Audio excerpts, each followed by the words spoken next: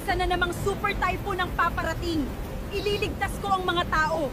Tungkulin ko, protektahan sila.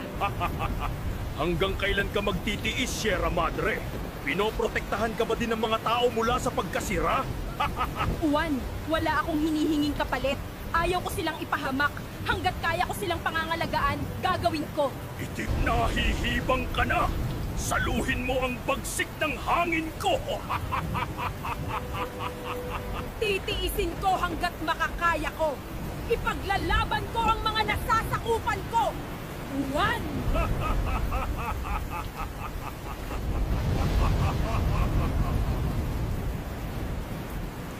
Tumigil ka na! Umalis ka na! Mawala ka na!